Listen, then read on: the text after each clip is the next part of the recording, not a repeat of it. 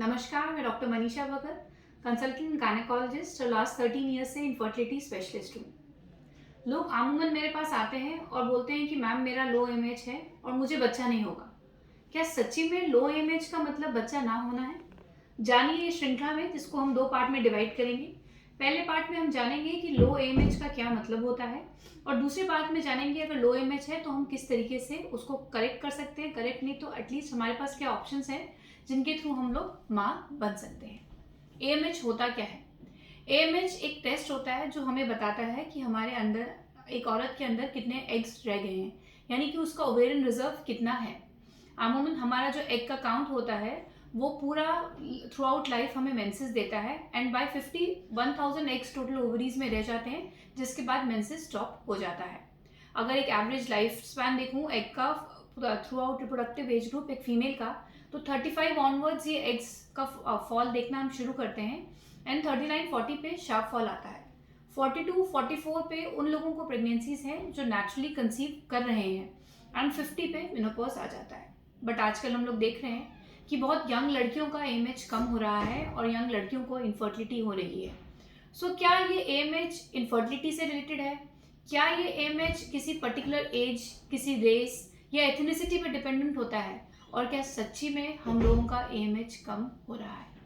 अगर शोध से पता चला है कि जो इंडियन फीमेल्स हैं उनका एवरेज एएमएच अगर हम स्पेनिश फीमेल्स या यूरोपियन फीमेल्स से कंपेयर करें सो काफ़ी हद तक लो है। एक रिसर्च में पता चला कि अगर मैं 37 ईयर्स की स्पेनिश फीमेल लेती हूँ और 31 ईयर्स की इनफर्टाइल इंडियन फीमेल लेती हूँ तो उन दोनों का ओवेरियन रिजर्व कम है। ये चीज़ हमें सोचने पे मजबूर कर रही है कि क्या चीज़ है जो हमारे खान पान में ख़राब है या हमारी डाइट में ठीक नहीं है या हमारे लाइफस्टाइल में ख़राब है जो इनफर्टिलिटी कॉज कर रहा है और इतना लो एएमएच हमें कर रहा है। तो एएमएच एक हार्मोन होता है जो प्री एंट्रल यानी कि यंग छोटे छोटे फॉलिकल्स सिक्रीट करते हैं और ये हमारा थ्रू आउट लाइफ में फिक्स्ड होता है। एट बर्थ हमारी बॉडी में नहीं होता है, 4 ईयर ऑनवर्ड्स फीमेल्स में इसका सिक्रीशन शुरू होता है। टिल 15 ईयर्स इसका मैक्सिमम पीक आता है, यानी कि 15 साल में आपकी बॉडी में मैक्सिमम एएमएच होता है, जो 25 साल से 15 से 25 साल तक एक स्टेबल एएमएच रहता है बॉडी में एंड 25 ऑनवर्ड्स डिक्रीज होना शुरू हो जाता है। मेरे पास एक गायनेकोलॉजिस्ट ने एक बार सवाल किया था कि मेरे पास एक लड़की आई है जो 12 साल की है और उसका एएमएच मैंने जब चेक कराया क्योंकि उसको पीरियड्स बहुत इरेगुलर थे तो 0.6 आया, तो क्या ये नॉर्मल है और क्या ये बढ़ेगा? हाँ, 12 साल से 15 साल तक एएमएच बढ़ता है तो हो सकता है कि एएमएच बढ़ेगा। ऐसी कंडीशंस में हमें इन फीमेल्स को फॉलो करके देखना पड़ता है और एएफसी एक अल्ट्रासाउंड के डायग्नोज किए जा रहे छोटे छोटे एग्स के साथ कोरिलेट करना पड़ता है। तो एएमएच की वैल्यू क्या एक ही रहती है सारी उम्र में या ये एएमएच भी हर उम्र के लिए अलग होता है? अगर मेरे पास एक औरत आती है जो 25 साल की है, उसका एएमएच 1.2 है और एक औरत आती है जो 37 ईयर्स की है और उसका 1.8 एएमएच है, क्या ये दोनों के लिए बराबर है? क्या ये दोनों के लिए नॉर्मल है? कभी सोचा है आपने? क्योंकि मेरे पास ऐसे पेशेंट्स आते हैं जिनको 37 पे बताया जाता है कि ये एएमएच कम है और 25 पे कहा जाता है कि ये एएमएच ठीक है।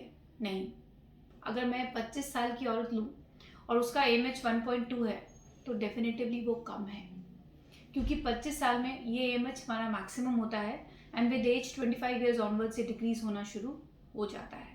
तो माइंड यू 25 ईयर्स पे 1.2 एएमएच कम है। ऑन द कॉन्ट्ररी 37 ईयर्स पे जो कि एज का काफ़ी लेट पड़ाव है, 1.2 इतना कम नहीं है।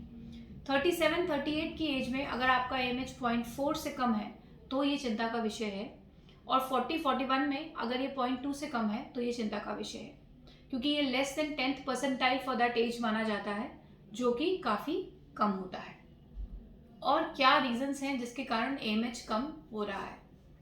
खान पान में हमारा जो है, जिस तरीके की डाइट हम लोग खा रहे हैं, ओबेसिटी जो बहुत ज़्यादा राइज पे है, जिसके कारण फ़र्क आता है। हमारी लाइफस्टाइल इतनी सेडेंट्री हो गई है, हम इतने एक्टिव नहीं हैं, तो क्या एथलीट्स और वही सिर्फ नॉर्मल एवरेज के लिए होंगे?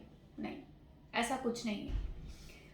अगर हम एक औरत को देखें तो कुछ औरतों का एएमएच बचपन से ही कम है, जो पहले से ही कम है वो पहले ख़त्म होगा।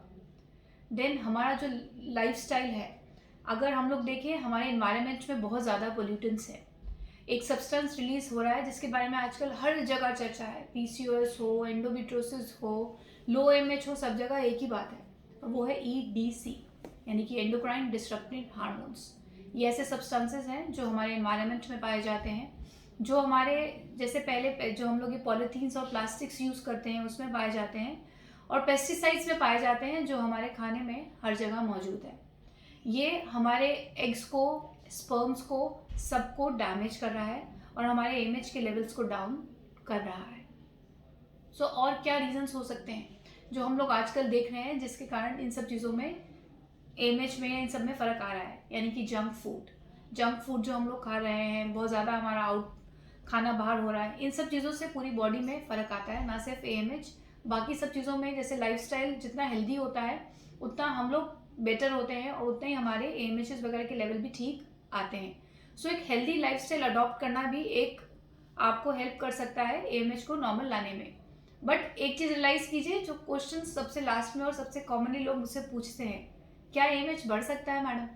अगर मैं ये फ्रूट खाऊं, मैं कीवी खाऊं तो एएमएच बढ़ जाएगा, मैं फ्रेश फ्रूट्स ऑर्गेनिक खाऊं तो एएमएच बढ़ जाएगा, तो क्या एएमएच बढ़ता है? नहीं। ये क्वेश्चन मैं सबको बताती हूँ। 25 ईयर्स के बाद एएमएच सिर्फ कम होगा, वो कभी भी बढ़ेगा नहीं, क्योंकि एएमएच जो एक हार्मोन है वो सिर्फ यंग oocytes प्रोड्यूस करते हैं, प्रीएंट्रल oocytes, जो एज के साथ कम होने शुरू हो जाते हैं। तो ना तो कोई डाइट है, ना तो कोई सप्लीमेंट है, और ना ही कोई ऐसी दवाई है जो डेफिनेटिवली आपका एएमएच बढ़ाती है। अगर कई बार आपका ऐसा आता है कि एक वैल्यू कम आई है और दूसरी वैल्यू ज़्यादा आई है, तो वो इसलिए आता है क्योंकि एएमएच का जो टेस्ट है उसकी स्टैंडर्डाइजेशन प्रॉपर नहीं हुई है। ये एक बहुत स्टैंडर्डाइजेशन स्पेसिफिक टेस्ट है। हो सकता है जिस लैब से पहले कराया गया हो वो अच्छे से टेस्ट नहीं किया गया है, और जो सेकेंड लैब है उससे ठीक किया गया है। सो ना तो पहले वाला एएमएच आपका कम था, और हो सकता है ना ही वो एएमएच बढ़ा है। तो एएमएच को बढ़ाने के लिए कोई दवाई नहीं है, कोई मेडिसिन नहीं है। कई चीज़ें हम लोग देते हैं जिससे हम लोग उम्मीद करते हैं कि एग की क्वालिटी में फ़र्क पड़े, पर से अगर एएमएच बढ़े, ऐसा कुछ नहीं है। तो क्या इलाज है लो एएमएच का, और किस तरीके से हम आगे बढ़े अगर हमारा लो एएमएच कम है? तो इसके बारे में हम बात करेंगे अपने सेकंड सबसेट में, जो आएगा कल, जिसके बारे में हम बात करेंगे कि अगर एएमएच कम है तो हम आगे क्या कर सकते हैं। धन्यवाद। अगर आपको कोई भी क्वेश्चंस हैं तो आप हमें इस वेबसाइट में डालें और हम इसके आंसर्स आपको देंगे।